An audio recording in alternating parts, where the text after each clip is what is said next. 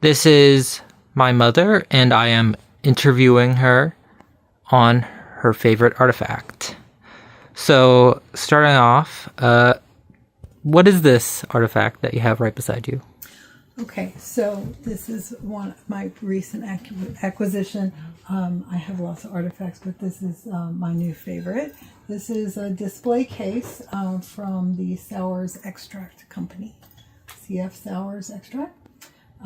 They're a Richmond-based company, formed in the late 1800s, I think around 1880 something, 86, 87, anyway. I grew up with them. They make extracts and spices, and it has a lot of meaning to me. So when I saw it on auction, I got really excited and I bought it. And so it's brand new. And this is what they would have used in a store to display their products. So just go a little bit more in depth of why this is important to you, why you decided to pick it up. So I am from Richmond, Virginia. I was born here, grew up here. I lived away for years. I spent my 20s in California, my 30s in New York, and moved back down to Richmond, Virginia area after 9/11 with my husband, and we came back to my family's farm and took over running the farm. Virginia has got a lot of complex and interesting history, and I grew up with a nanny who took care of me and my sister. She raised me and my sister. She raised my mother and her brothers, and she worked for a family for 53 years. She was probably one of the best cooks I've ever been around. She was amazing. She didn't read or write, nor did she ever want to learn. But she had memories of the food that she had been taught to make before she was taken in by my grandmother at the age of 13. So it was amazing how much she had learned before that point, all the way up to the 13. She made the best bread anyone has ever had. The family still talks about her role. She was amazing. She cooked with a lot of lard. But anyway, she was an amazing Southern cook. All right. So in my daily life, I'm a vintner, a winemaker, and a chef. And Madeline, my nanny who raised me, the lessons that she taught me are really foundational to my style. And I think all of the traditions that I grew up with home cooked meals and food that was really simple and pure. You have to understand, this was in the 60s and early 70s, before we had grocery stores just jam-packed with so many different items, and the products now are so much different than what I grew up with. So this company, when they got started, what happened, it was a chemist, basically, who started CF Sauer's company. He was a pharmacist, also chemist. What he did was he took flavoring extracts, pure flavoring extracts, and he packaged them in really small containers so that everyday consumers could actually walk into a store and purchase them and use them at home. And that was pretty novel at the time. Most extracts were made for, much more in larger batches and not meant for us to just walk into a little store and buy some. So that's how they got their start, and it really kind of was their calling card to keep things very pure and simple and high quality. Their extracts, they also made spices, and eventually they bought a mayonnaise recipe from a woman. It was called Duke's mayonnaise. It's very It's very famous in Richmond, Virginia area, but it also can be found all over the country. But people were always very passionate about their Duke's mayonnaise. Why? Because it was different from other mayonnaises of its time. It didn't have sugar, and that was the main differentiating factor of Duke's mayonnaise, no sugar. So they kept that recipe for decades. After they bought it, they really were true to her original idea of what it was supposed to taste like.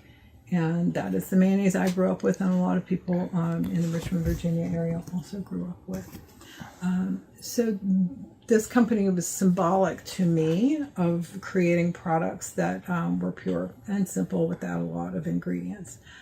It stayed in the same family, basically same ownership, all the way from the late 1800s through the 1900s up until recent history. So I think it was sold in 2019. Is it the same? You still have the same brand loyalty. People in Richmond, Virginia are still crazy for their Duke's mayonnaise. The brand loyalty for the extracts and other things is, I don't know if people are as passionate about it, but they still buy it. It's still kind of iconic. I think the values of the company have changed. Duke's mayonnaise now has ingredients in it that I would prefer not to consume myself or serve to my family or my customers. So in the land of business, I think it's another lesson about what really makes a brand and what makes people loyal to it, and how you can erode that over time for probably no good reason. But again, I think symbolic of the way things should be, not just the way that they used to be. We're very concerned in this country with shelf life. If you want to have a business and distribute your product really widely, you have to, in the food world, you've got to start using emulsifiers and stabilizers and preservatives and all of those things to allow you to have a larger footprint.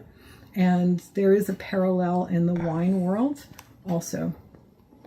So for us, we can look at the landscape of wine and see what we call production wineries.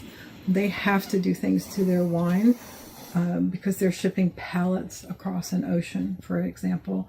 They need to make the wine bulletproof in order to protect their investment, right? They can't afford to get a phone call that says, oh, hey, that 50 pallets of wine just went south because the temperature in the ship got wonky, right? So you're going to do things to that wine that we as small producers we would never do, right? We're not putting the preservatives and other chemicals in it that a large producer would do. Our footprint is smaller, and it's supposed to be. So there are parallels in my career and lessons. So this kind of again, to me, it's a symbol of what we shouldn't forget as we produce our own product. So there's a lot going on for me personally as as an artifact. It symbolizes a lot, not just of my own personal childhood, but of creating products and what their meaning is, and your relationship with the promise that your brand makes to your customer base, and the loyalty people can have for products that are really well made. Okay, and since you inversely answered the history of the product question, we're gonna move on. What do you think will become of this artifact in 5 to 10 or even 100 years? Okay, well, my family never throws anything away, so it'll probably still be here. Just kidding. I don't know. That's a good. Where do you think would become of this artifact in 5 to 10 to maybe even 100 years? Well, I would say 5 to 10 will probably be exactly where it is. I am not sure. I think I would be willing to pass it along to someone else if they found it to be really special to them. They got really excited about it. I would just give it to them. It has meaning to me. It's been fun to own it for the several many weeks. My plan is when we renovate the winery kitchen and we expand it so that we can teach classes and other things inside of a much larger kitchen. I have a collection of old food-related artifacts, old equipment, and things that I plan to use as decor. So I'll put it there, but I am, I am always willing to part with something unless it got very special meaning, like maybe books that were published by my family. I wouldn't give all of those away, but this one is fun. I will probably use it as a cabinet. I'll put things in it. I don't know. The Sauer's company has lasted for over 100 years. And I would imagine, unless they really muck it up, will last for another, let's say 15 or 20 years. I don't know. If past that, I'm not sure if people would know what it is if the company isn't still in existence. I don't know if it would have a whole lot of meaning for anyone who didn't grow up in the Richmond, Virginia area with this very iconic brand. I don't know. It might just become like any old implement, or you never know. Again, I think as long as the brand is still in existence, people will have some kind of connection to it as an artifact of that brand. Like if you see old Pennzoil, motor oil signs, they're very collectible. The company's still cranking out motor oil. Yeah, so I don't know. I think it's good probably for another 50 years before it becomes unimportant.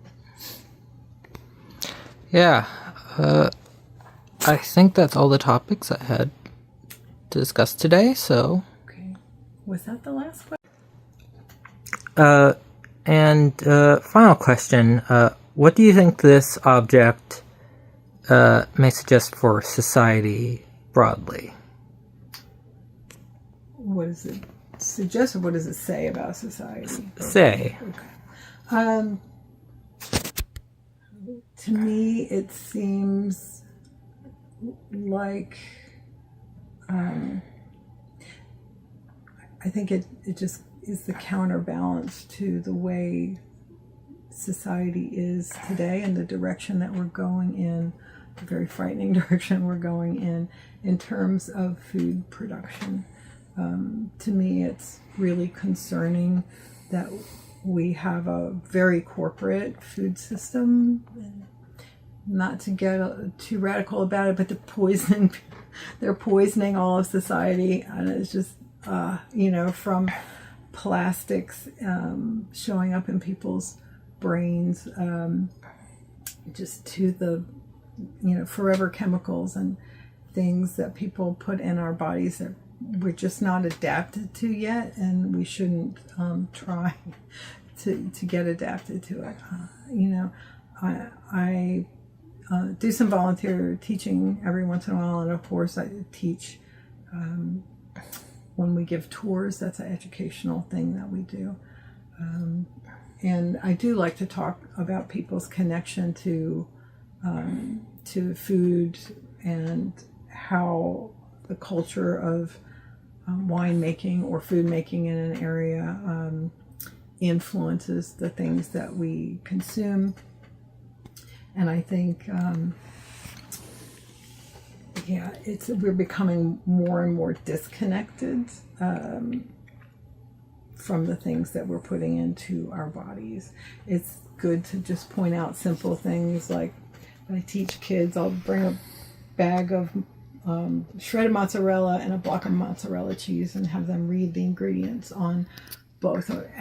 First you ask, what are these? Are they the same thing? And all the kids go, yeah, it's exactly the same thing. It's mozzarella. And then they start reading the ingredients, and the shredded mozzarella, of course, has like 8 more ingredients than the block of mozzarella. Just the point, right? You were willing to accept all of those extra ingredients just for the luxury of the cheese already being shredded for you, which would have taken you 5 seconds to shred it yourself. That's kind of where we're at in society. People just don't have time. They don't take time. They don't understand sometimes the importance, or they do understand the importance of preparing real food, whole food, fresh food, but they just don't have time. That's not changing anytime soon if we have economics that make it impossible for the average person working full-time to afford a 2-bedroom apartment anywhere in the United States. You're going to have households with multiple working adults in it in order just to keep the lights on and keep the insurance paid. There isn't time to prepare our food or grow our food anymore. And that's where I see us as society right now. And it's not an easy thing you can change. You can't just, go and do a demonstration at a farmer's market. Here's how you cook these things. What does that mean if people don't have time, right? If they're working so constantly just to pay for a modern lifestyle. So again, back to my relationship to this symbolizes a different time in life, for better or for worse. We've progressed, and a lot of things are better now than they were when this company was at its height. But one of the things that's not better is how we produce and consume food. I think it's sad and frightening, and again, I guess I feel a little dismal about the whole thing because there aren't answers. There is a complex situation, modern life and economics. Well, thank you for taking your time to talk about your favorite artifact today. You're welcome. And I think that's all. Okay. Bye.